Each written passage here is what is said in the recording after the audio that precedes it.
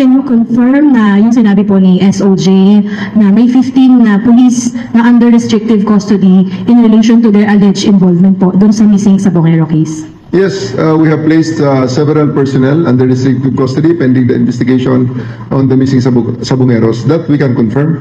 And we have partnered with NAPOLCOM for the in-depth investigation of this case to ensure transparency and impartiality, and to ensure that really the ends of justice will be achieved.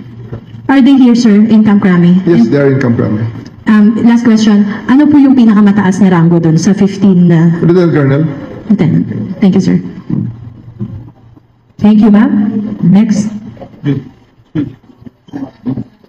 Mr. June Veneracion of GMA.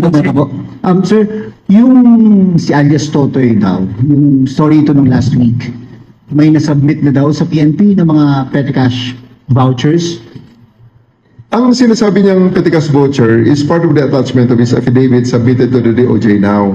Considering that this is now already under preliminary investigation under the DOJ at talaga sa SOJ on top of this, I would defer the answering to those details kay SOJ na lang. Kasi para sigurado tayo na iisa ang kumpas at makukuha nyo rin ang latest na developments, kasi sigurado ko mas mabilis ngayon ang pasok ng information sa DOJ because they are already leading the preliminary investigation, and the PNP is just one of the information providers.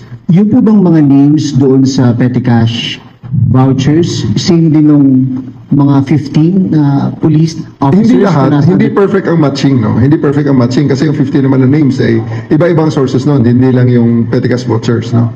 So, hindi eksakto ang names na match, pero marami doon ay pareho. Match po. Doon po ba sa last na lang po sa akin, yung sa 15 po ba, ano ang participation nitong mga to kung maaari lang?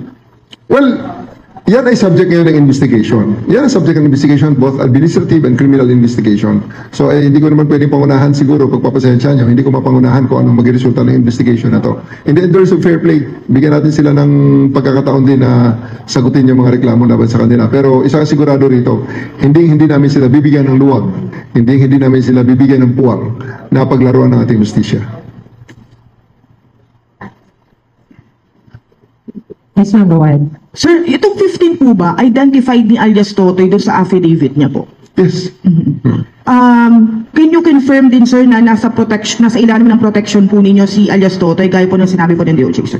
Well, si Totoy kasi matagal na sa amin na nagbibigay ng statement. Kami actually kumuha ng statement yan. Ibinigay months before, okay? Kaya lang, siyempre, we have to put it under wraps to ensure na hindi ma-preempt ang aming mga moves. Kaya nga kami nakakuha ng voluminous evidence dahil medyo under the radar ang pagkuha namin ng mga information na yan. Nag-follow up kami para masiguradong matibay ang kaso.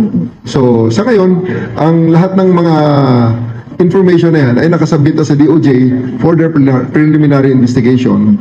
So, maghintay na lang tayo kung ano ang magiging resulta niyan. So, as for kay Totoy naman, si Totoy ay binibigyan namin ng nasa protective custody namin siya sa ngayon, but he is already applying for the witness protection program dahil pag siya ay nag-qualify, ito-turn over namin siya sa DOJ. Sa ngayon naman ay madali na yun at nasa kay SOJ na nga ang final say dyan sa kanyang protection. Last on my answer, yung pamilya ng ilang nawawalang Sabongero nasa CIDG po last Friday, at ang panawagan po nila sa PNP, sisirin na po yung kung saan man tinapon sa Talig.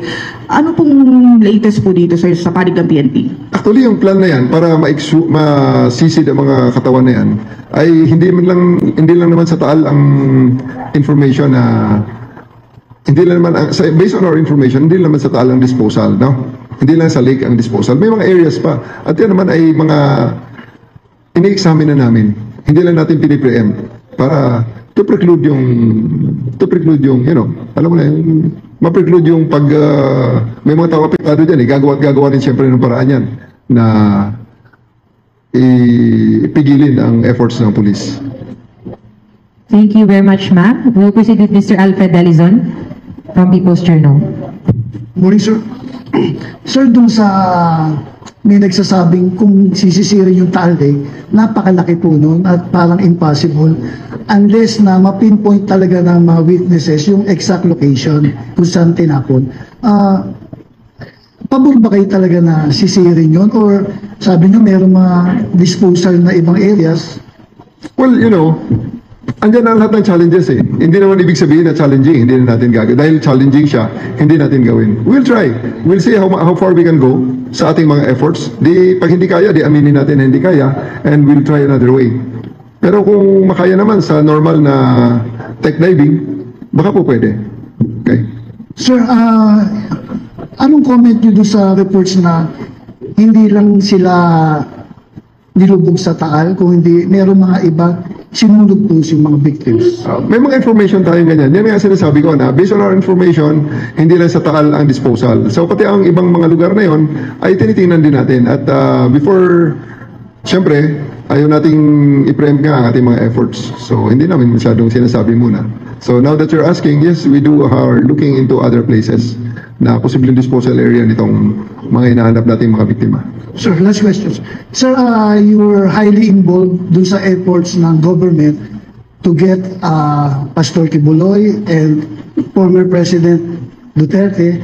Nakakulong na po yung dalawa under the rule of law ang ginagawa ng gobyerno. They're being given a chance na ma-answer yung allegations sa kanila. This time, ano ang assurance nyo sa public, lalo na sa victims, mga families, na yung similar efforts ang gagawin ng PNP para masolve itong kaso ng missing sa Bungero, sir? Pang showbiz naman yung premise ni Alfred eh. Ang sa atin lang dito sa ating mga kababayan, you can rest assured that the PNP will do its best, will give all the efforts to ensure that justice will be dispensed sa case na ito. Wala tayong sisinuhin dito, wala tayong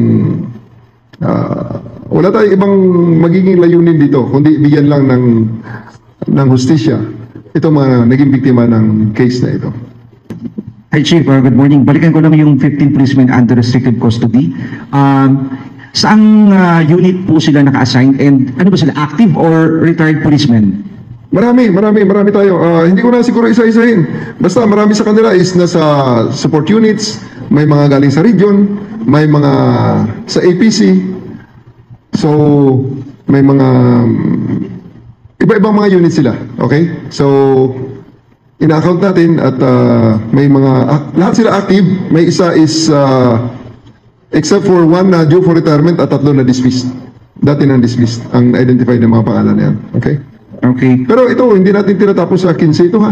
Baka sabihin nyo, 15 lang. Hindi ito. Pag lumawak ang investigasyon, baka mas marami pa. At yun nga sinasabi namin, wala kaming sasantuhin dito, we will leave no stones unturned. Kahit na dumami, ang pinaka-importante rito is mabigyan ng hustisya ang mga biktima, at pangalawa, ma-cleanse na rin ang organization, ang PNP, sa mga ganong klaseng mga personnel. Initially parang nabanggit po at 20 policemen ang involved. So yung the rest policemen ay may information tayo sa whereabouts po nila at sila po yung mga at large. Come again? Ang initial info from Totoy, nasa 20 policemen ang involved. So currently we have 15. So yung 5 and yung iba pang posibleng madagdag, may whereabouts po ang PNP kung nasan itong mga. As I've said earlier, hindi hindi tayo tumitigil sa 15. Okay, may iba pang mga personalities na na-identify as the investigation goes on. May mga information din tayo kung nasaan sila, tinitingnan natin, at kung kailangan silang i-surveillance pending the issuance of the warrant of arrest, we'll do it. Para pagdating ng warrant of arrest, hulihin na lang natin. Thank you, Chief. Thank you very much, sir. And last question, ma'am. Kat, go ahead. Bukod po doon sa Taal, pinabanggit po kayo may papang areas ng disposal. Pwede po bang malaman kung saan po ito? Province, regions? Sinutago natin muna para pag sinabi ko, hinukay na kaagad ng mga gumawa nun. Sa tula, pagpapasensya nyo. Pero ang totoo niyan is, hindi nga natin we are leaving no stones unturned here. May, aside sa Taalik, may mga iba pang mga ina-identify ang iba nating mga witnesses kung nasaan posibleng didispose ang mga katawan, allegedly didispose ang mga katawan, ito missing sa Bungeros. At ito ay hinahanap namin. Ito ay pinupuntahan at well, may sinasabi, sinunog. May mga sinabi, binaon. Okay? So, malalaman natin yan pag na-recover na natin ang mga katawan. Can you confirm din, sir, may retired General D. Umuno, sir, na iniimbestigahan sangkot po dito, sir? Sa ngayon, nakalimit tayo sa pag-confirm ng information dito sa 15. All the rest, is we'll release the information as the investigation process goes on at magkaroon tayo ng matibay ng mga ebidensya laban sa iba pa. Kung may iba-iba pang mga ranggo na ma-involve dito, so be it. Thank you very much, sir and ma'am. And may we request a closing statement from... Bago ba kayo mag-chief PNP, lumapit na sa inyo? Yes, sa ADG pa ako na sinimulan nito. Okay? Sa ADG pa ako nang nakuha namin si Totoy at nagbigay ng information sa amin. So you can imagine already kung kailan pa kami nagsimula nito. Chief ako na sa ADG nang sinimulan namin ang pag-imbestiga sa case na ito. Kaya nga ang naisubmit namin na papel sa DOJ for DC-20 and now for preliminary investigation ay napakarami. Silently, nag-work na kayo dito sa case na to? Yes. Sir, paano yung lumapit lang siya sa inyo, sir?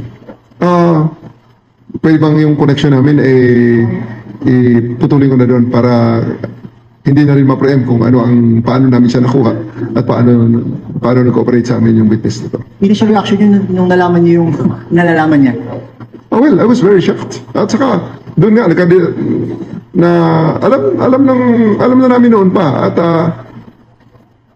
alam na namin noon pa. And that's why it affirmed our resolve na talagang isolve ito. Dahil karumal-dumal naman talaga ang nangyari. Hindi talaga not acceptable by any standards. Again, sa ating mga kababayan, huwag nyo na kami hanapin sa mga presinto sapagkat kami ay nasa inyo ng mga telepono. Dial 911. Ang pulis ay darating sa inyo sa loob ng 5 minuto.